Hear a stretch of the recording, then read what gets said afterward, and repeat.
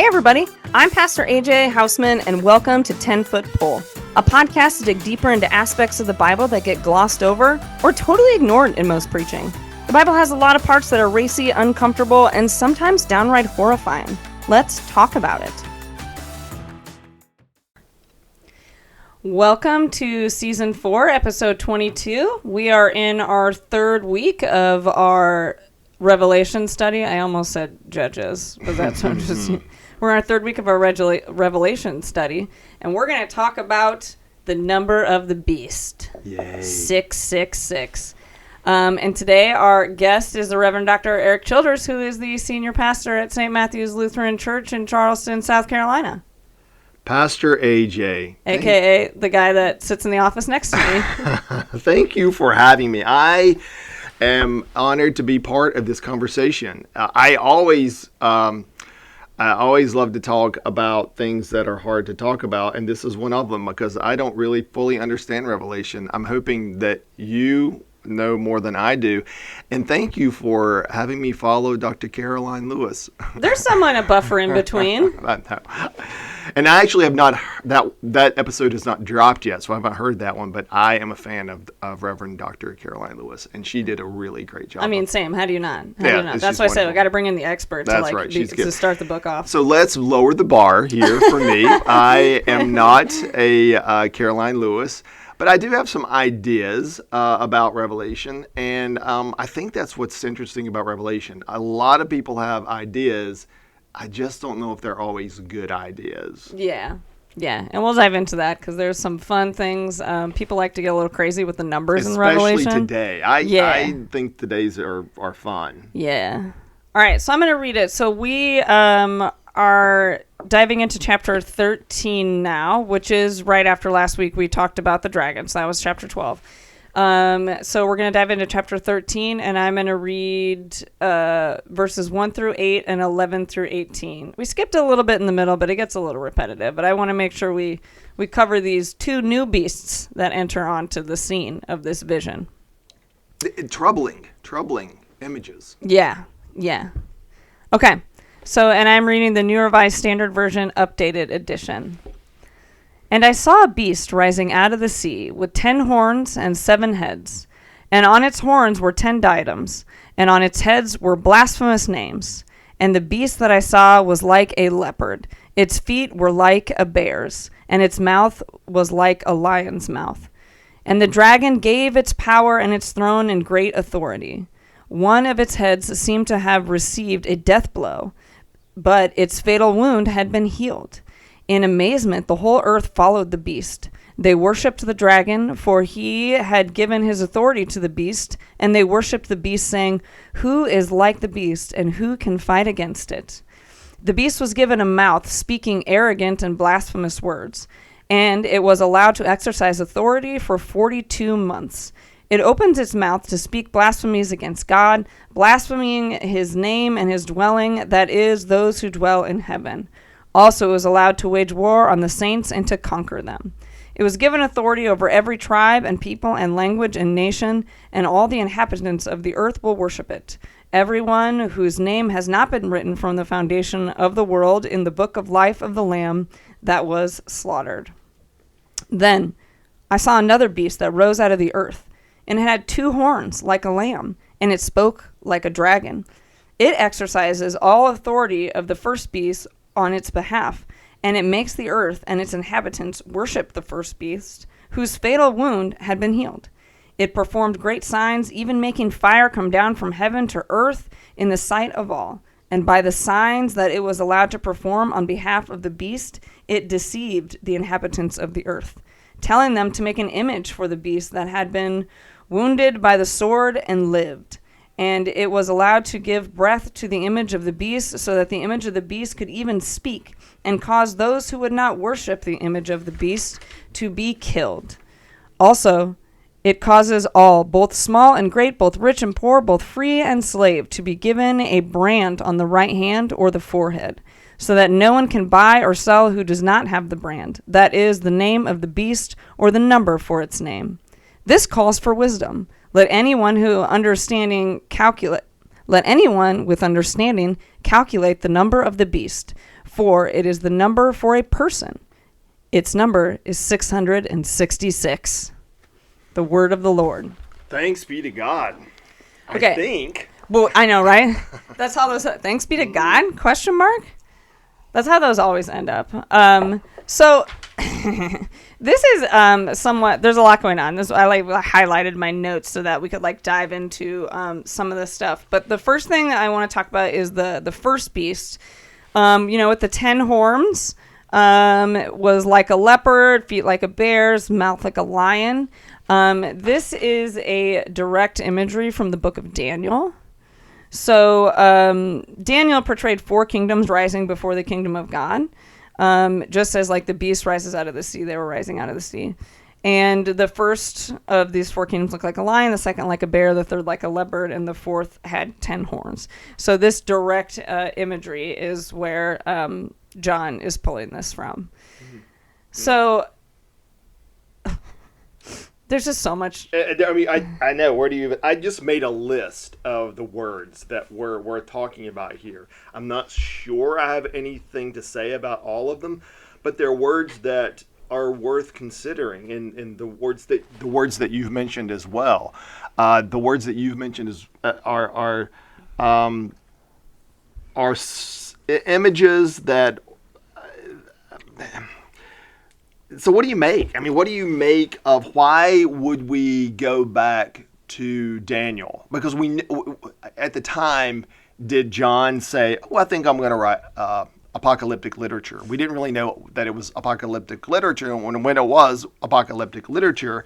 So why would he go and pull from Daniel? I think he's pulling from stuff that the audience would know, right? Yes. These would be this would have sat with them. They would have read Daniel, and that would have been something that they would have been familiar with. And so drawing on that imagery from Daniel that's coming out in this vision. Yes. It's making a case. So making a case for what? That's a great question. Yeah. So we're making a case. Is the point to scare people? Is it at a point to warn people? Is the case for repentance? Because ultimately, I think we're going to get to Revelation as a message of hope, mm-hmm. but there doesn't seem to be the hope, at least in these passages here. Yeah, and here I think it's more of a warning, right? So you have some direct contrasting that happens, right? So you have, if the dragon is Satan, then the first beast is Christ that was slain but lived, and then the third beast is the false prophets or the spirit or whatever that's speaking through people, and so you have a unholy Trinity that's coming out here. Yes. And you get that too with this idea of all the tribes and languages and nations and whatever, because you get that same thing the Lamb suffered for all the tribes and nations and languages, blah blah blah, and here you have the beast that's destroying and oppressing all and creating this false idol. So we even have that going back to Deuteronomy here. So the note that I made here was that the beast, at least the first beast, was the Roman Empire. Yeah. And which is a popular sort of kind of a scholarly understanding. But if it is, then why pull from Daniel unless the listener, the author, is trying to get the listener to be warned? So maybe you're right. Maybe this notion of warning against the current context, the current setting, mm-hmm. which is this oppression by the government, is the whole point of this. Yeah. So always, we talk about looking at things in context, right? That this needs to be read and understand and unpacked from the original audience's perspective, right? And so something that I read talked about the dragon, of course, being Rome, and then the first beast being like the Roman supporters or Roman governors that would have been in Asia Minor on behalf of the big Sure. beast, and then you have Nero, whoever the emperor was at the time, would then be like the second beast, the one that's like the mouthpiece Sure. for that. As I think about this particular book, I believe Revelation, in a certain way, is very much in line with the other letters of the New Testament, in that it's just a word of encouragement. Mm-hmm. But you have these sort of screwy passages that confuse that, and just when we can interpret it for our time today, it seems like maybe this is so written for the context of the people, the audience at that time. I know that you talked last time, or 2 episodes ago, about Luther's, not rejection, but his trepidation with this book, because it's not so overtly Jesus-y. So I guess maybe I'm at a disadvantage. I don't want to speak for you, but we Lutherans are at a disadvantage because we really do see Holy Scripture through the lens of the cross. So I can't help but see this message of hope. So then when I get to a passage about the beasts, it's easy to throw it away. Yeah. But we really can't do that. Well, so that's the understanding, right, that this is a vision. It's not, for those that, take this literal and are putting it towards, ascribing it towards whenever the end of the earth is going to be, and who is assigned this number of 666, which has come out to be a lot of people throughout history, that all kind of like falls apart. Yes. And I think, like, if understanding, right, this is a vision. It has a literary context to it. It's not predicting the future. It's not, talking about the end times. It is a vision that ultimately, like, flows together with the rest of the book that ends with this hope, right? And we get that, I think, out of this. We even have this part for the book of life, right? And so this, we're going to talk about this more in a later episode, but this idea of, like, God wrote our names in the book of life from, like, the foundation, right? And so I think it does very much jive with, like, the Lutheran perspective, right? That we're not earning enough, like, spiritual points to get into this book, right? And if you sin, you're out of the book. But rather, God has claimed people from the foundation of the earth, and that we belong to God by the grace of God alone is where our names are in that book. I love that. I love that hopeful image. When I think of Revelation, I also loved, and I was so surprised when Dr. Lewis said, or maybe it was you that said, that Revelation is the basis of so many of our hymns. It's so much a part of our hymnody. But it's also very much part of our liturgy. Every Sunday we talk about the good news of Revelation. Now, we don't call it that, but in Holy Communion, we talk about the foretaste of the feast to come. We talk about the God who is, who was, and who is to come. And that's so whenever I hear Revelation language, or the book of Revelation, I do think of the Left Behind books, though I haven't read them, I have to say. And then the second, I also think about Holy Communion because of that language, that hopeful language of forward-looking, but also the God who's always been here. But then there's also that comforting message of funerals. It's the message that we often read at funerals. It is, and I will not this part. We'll leave out this part, but the part about you can read about beasts at my funeral. Well, I was planning to. The notion of wiping away tears, and the first things have passed away, that sometimes gets really overshadowed by psychedelic dreams or mushrooms or whatever the impetus is for this, right? For this book and this authorship. Have you been to Patmos, by the way? No, we didn't make that stop. So Patmos was one of the most beautiful places I've ever been. I don't know why I was so taken with that space there. There's a monastery there now. Is this the one where Sarah missed the boat? No, that might have been in Turkey. Oh, okay. Nearby. Yes, I can't remember. Oh, no. Yes, she did. Oh, yes. She missed this whole boat because of COVID. Yeah, that's a terrible story. Yeah. That's for another podcast.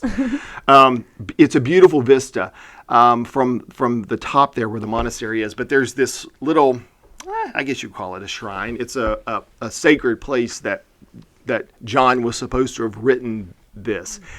And one of the questions that has come up, they came up last night in the Bible study related to your podcast, is what was the circumstance for John being there? Was he exiled? What was the impetus for him writing this? Because we often talk about the audience here, and our audience today is going to, our Lutheran audience is going to find a notion, I think, of hope. Other maybe legalistic Christian traditions are going to maybe find an urgency in this book. But what was I get back to this notion, what not just was his audience, but what was his purpose for writing about these beasts and this numerology and I think it's called gematria, the coded language. What was the impetus there? Why this detour into the sensational? And that's a question I really have about this book, particularly this passage. I was hoping that I would understand it a little bit better after I did some more further study. But I think I'm left with more questions. Why this confusing imagery that Luther really didn't like? I wonder if it was less confusing for the original audience, right? If they would have understood all the references a little better to that he was making, or I think, being in this genre of literature, if it would have resonated with them more than we necessarily understand it today. Good point. Because I think we really look at it through, the lens. We really struggle to look at Revelation, because we have this huge lens of like popular culture and media and film that portray it in certain ways. Like I'm reading this and I can't get around. Do you ever see the movie End of Days? With Arnold Schwarzenegger? Yes. That movie just like kept popping in my head this whole time and thinking about this, and especially with the number of the beast, right? And so I think it's hard, and like angels and demons and stuff, like it's hard for us to separate culture. Yes. From an actual like biblical literacy understanding of this passage. For me, it wasn't End of Days as much as The Omen, the original. With Gregory Peck. The remake wasn't horrible, but the Gregory Peck version, when he sacrificed his kid on the altar before he was shot, but. Yeah, but it really good family movie. But it was I love those kinds of movies because they take our faith, and I don't think they blaspheme our faith at all. I think they help us think about our faith in a critical way. And for me, it's a helpful way. Another of my favorite movies is The Exorcist. The good guys win in the end, and I think that movie raises real questions about the beast and who is the beast. But with 666 and the number in the numerology and this one here, I'll never forget. I didn't go to this kind of church growing up, but a friend of an elementary school. I have no idea why this came up, but he. Said that his grandmother thought that the Social Security number was the mark of the beast. Yes, I have that in here. I'll never forget that. It was I have that in my notes too. So getting into like the numbers, right? Yes. So that's part of it is so all those that have been described as quote the beast, yes, or as even gets said Antichrist, even though that never pops up in Revelation. No. That it says that there is the numbers that like okay, so hang on. So like the people that predict this is like a coming tyrant, the Antichrist, the end of the world kind of stuff.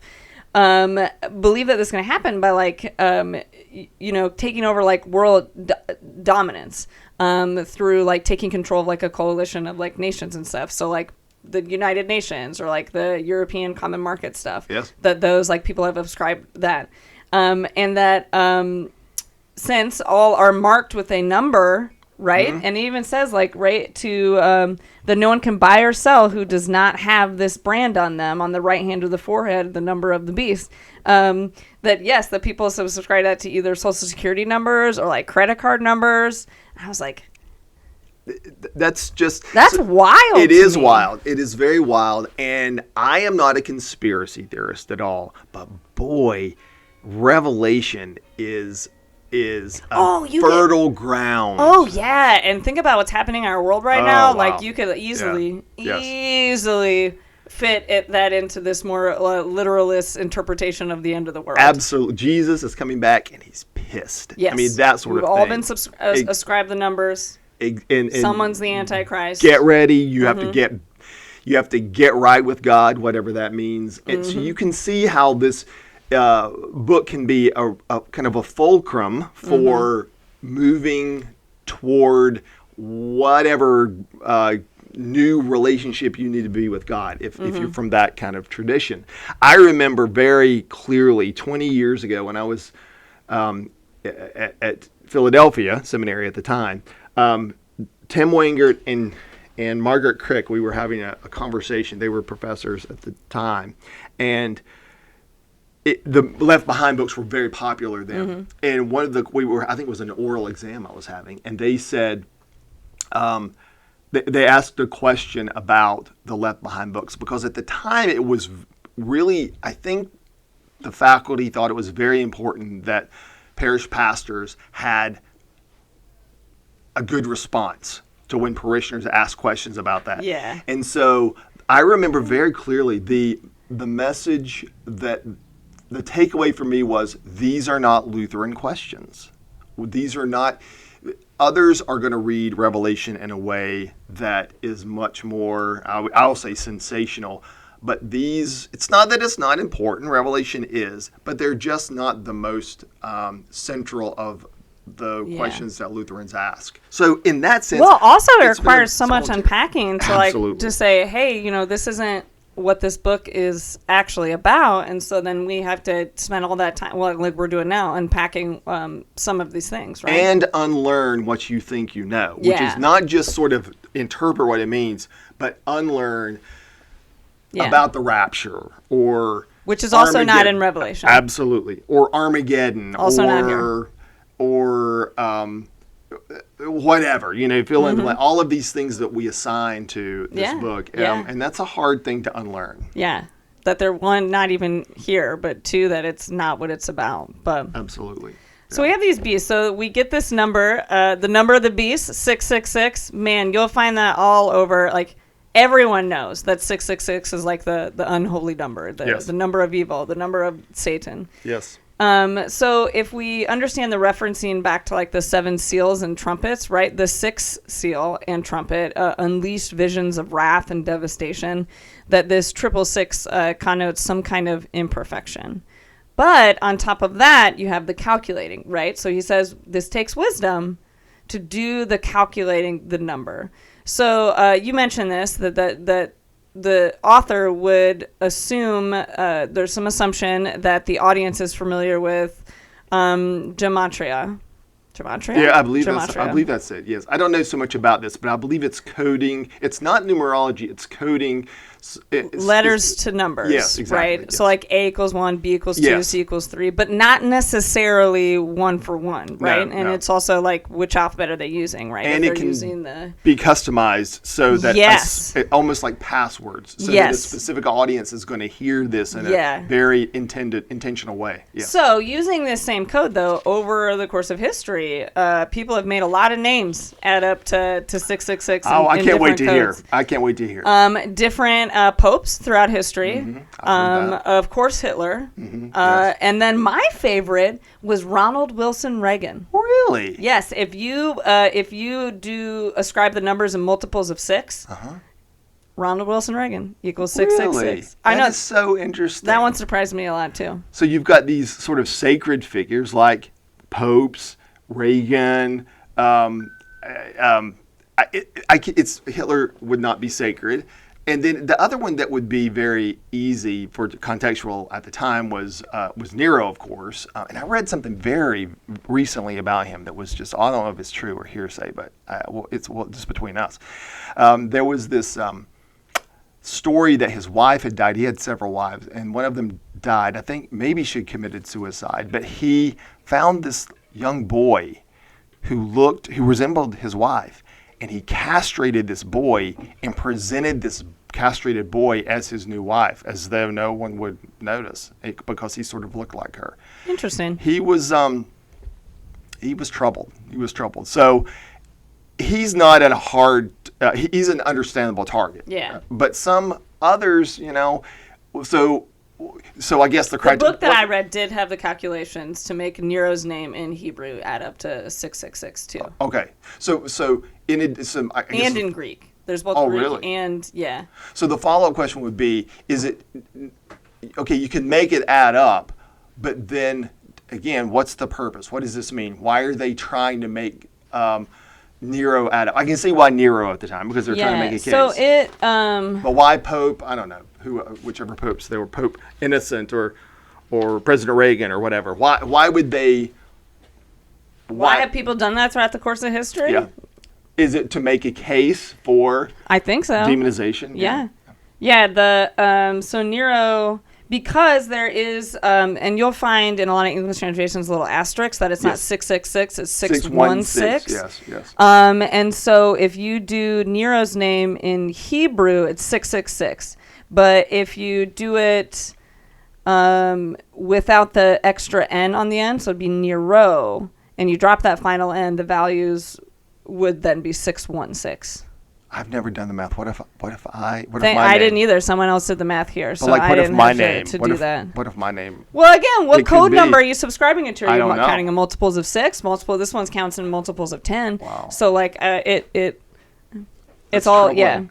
Yeah. So but I will say this author. So from this book, Craig Kester says that most likely, whoever's name it was, maybe Nero or someone else, like if the document would have been found, it would have been very persecuting to have put their name in it, right? In this sort of vision of beasts and stuff like that. And so because that was too dangerous, so instead of doing that, they put their name in a code so that like the audience would know who that person is using this code style, right? But that we wouldn't.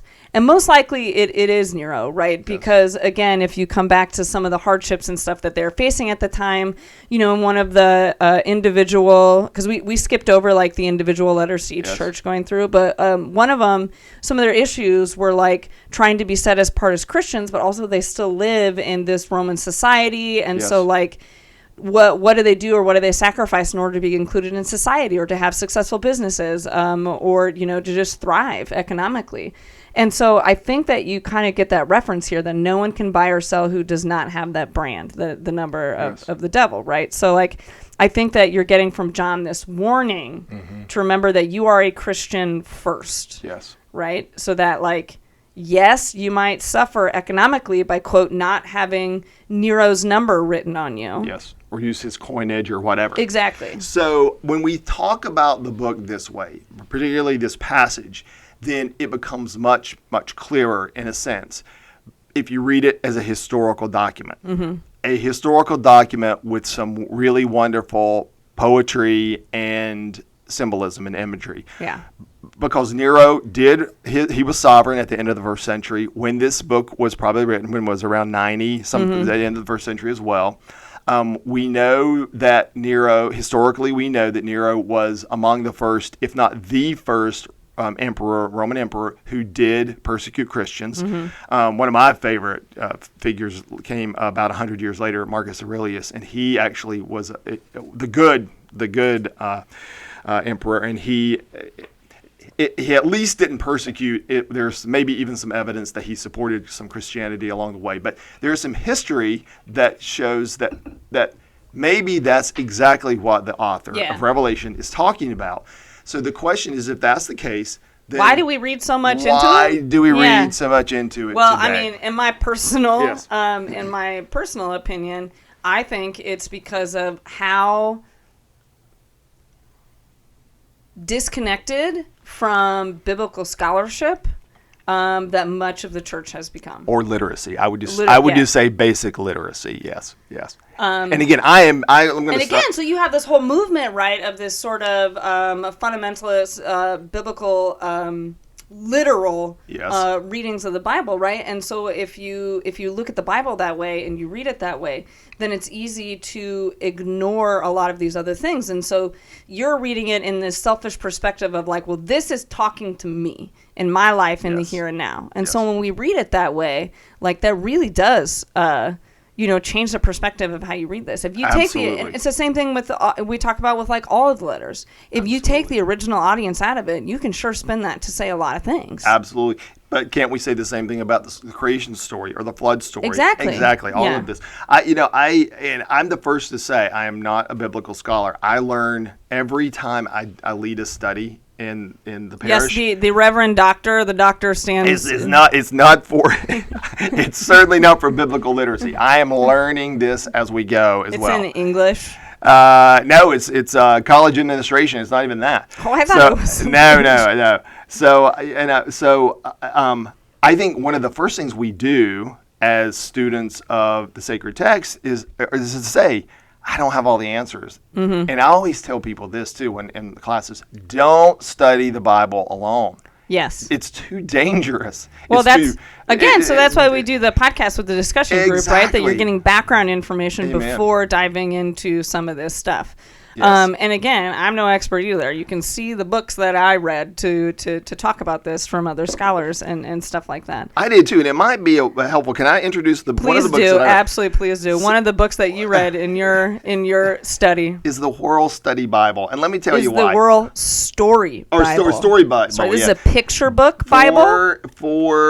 This is for probably early elementary, late preschool, early elementary school.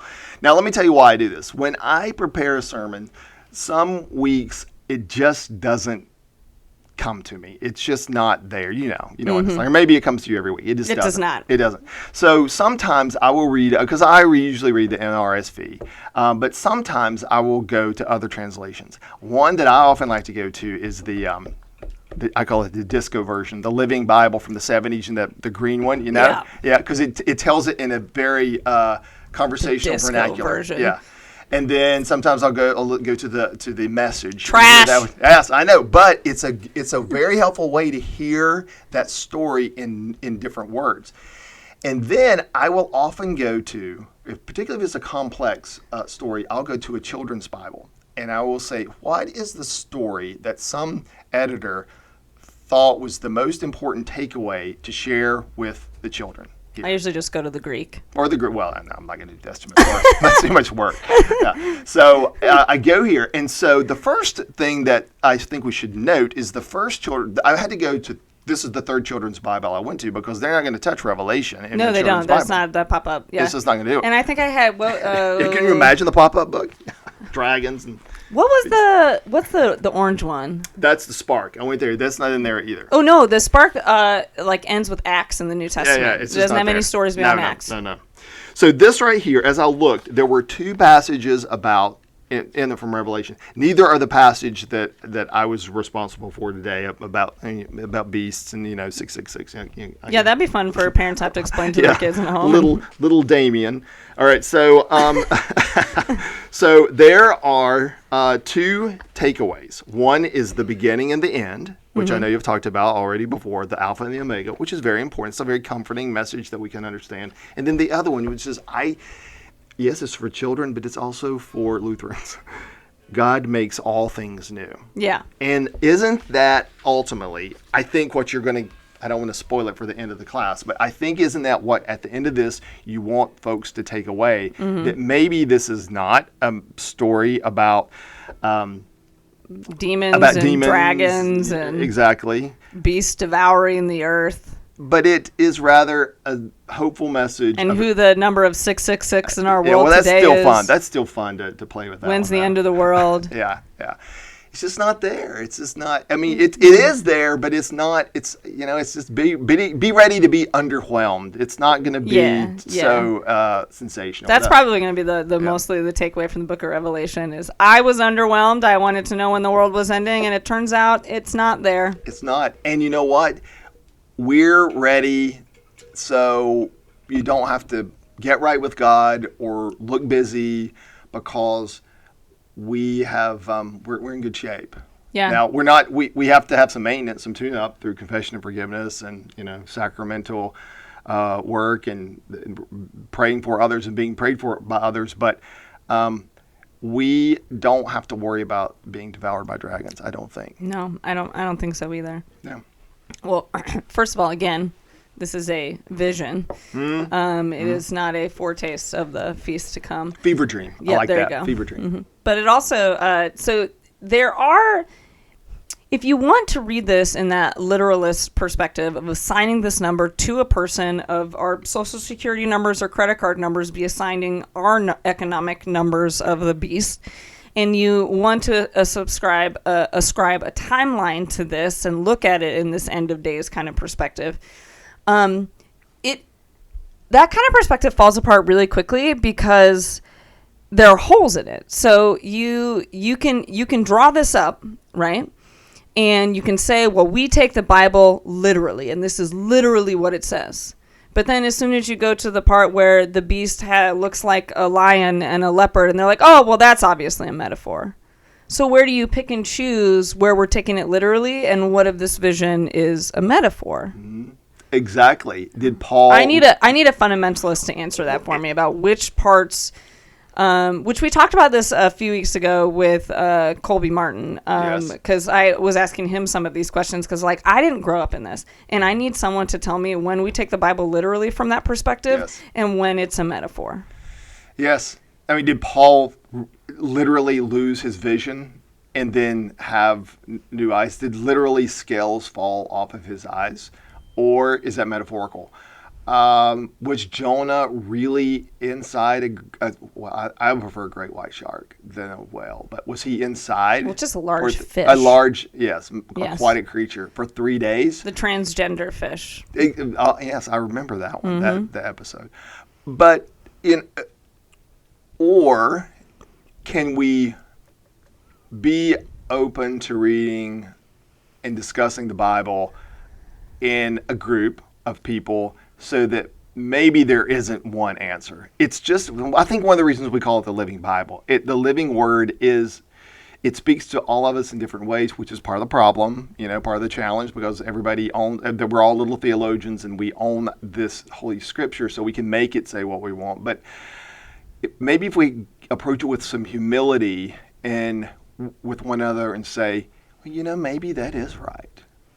So I'm going to share this with you. Mostly the avid listeners have heard me say this many times on the podcast.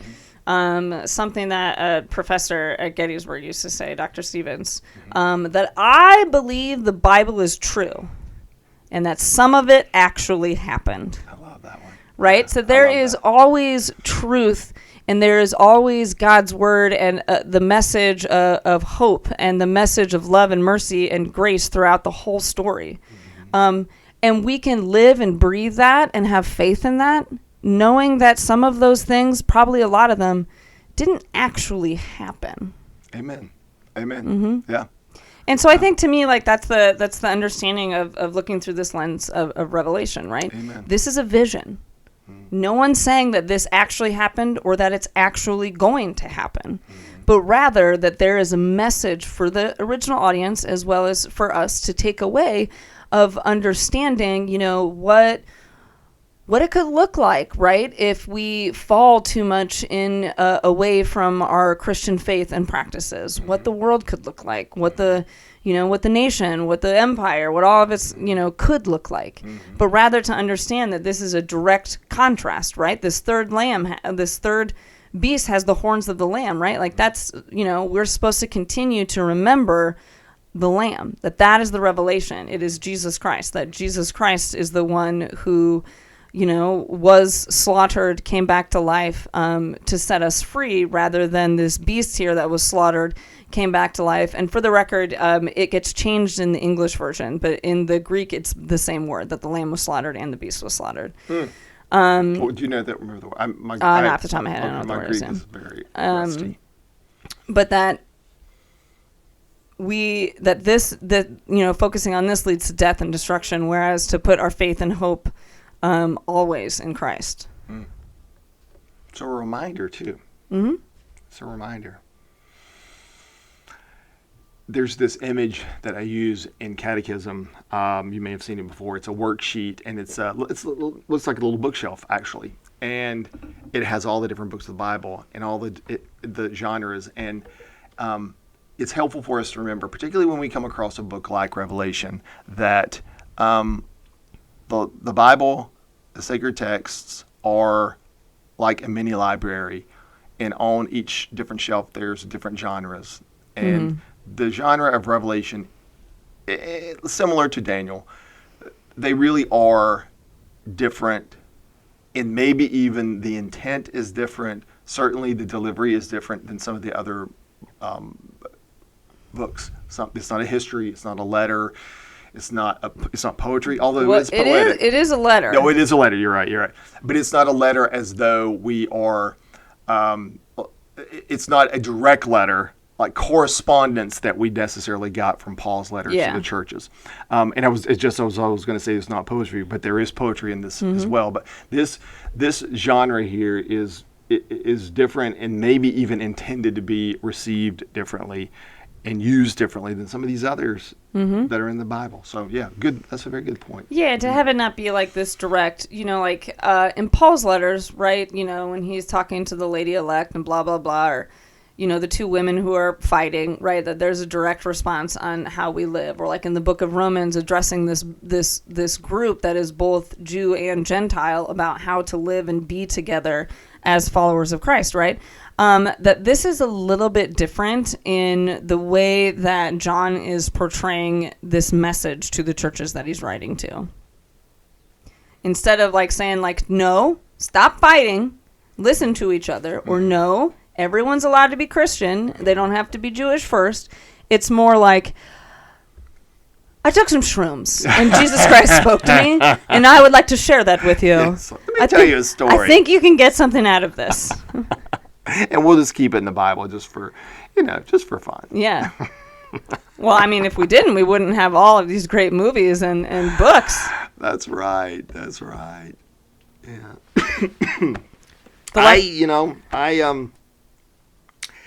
The question I would say that I have ultimately, as I kind of jotted down here, is, in the end, is the Bible stronger or with Revelation, or would it be just as good if we didn't have Revelation in there? Ooh, that's a great question.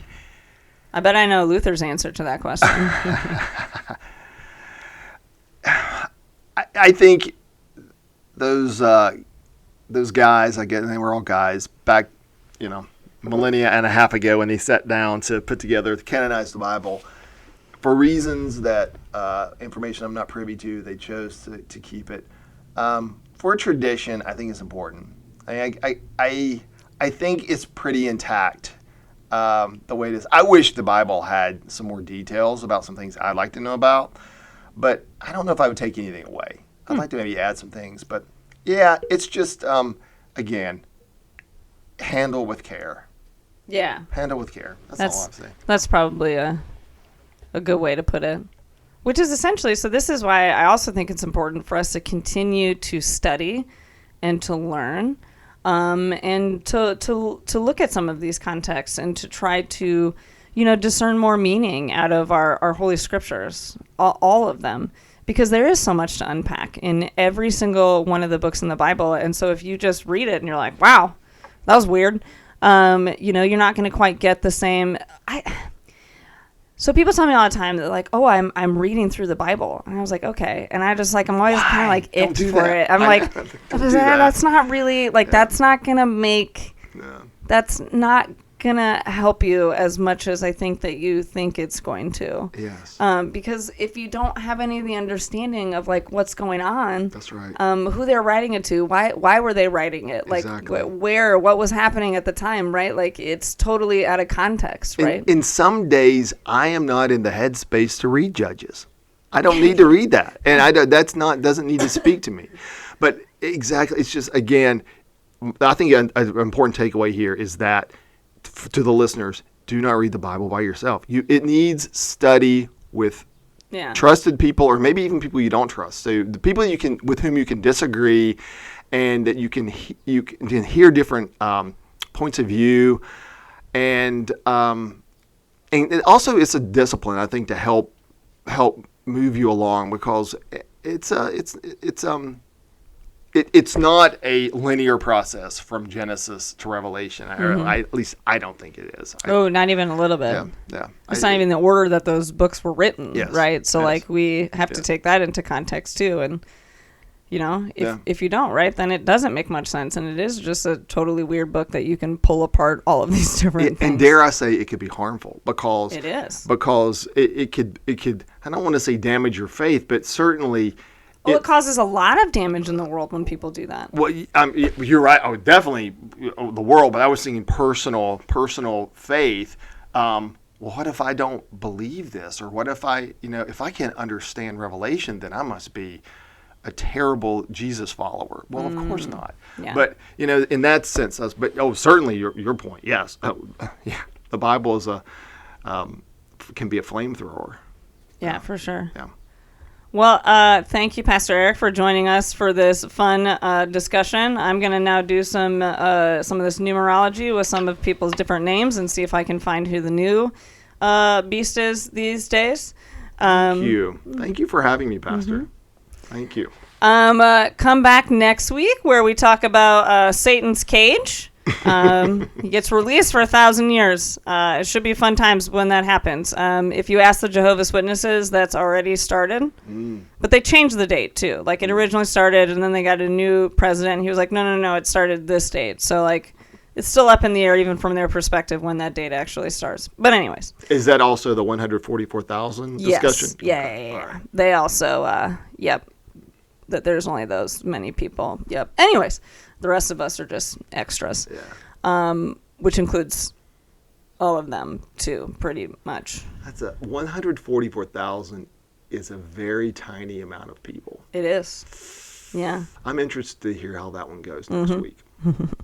All right, so we'll talk about the Satan's Cage coming up, and then we will finish her up in a couple weeks, and hopefully bring a little bit of clarity maybe to what is happening here. So stay tuned and stay with us, and remember that there are study guides on our website, 10footballpodcast.com, and that you can follow us on Facebook and Instagram wherever you listen to podcasts. And as always, the 10 Football Podcast is a ministry of the Delaware Maryland Synod. To learn more, go to demdsynod.org. Take care.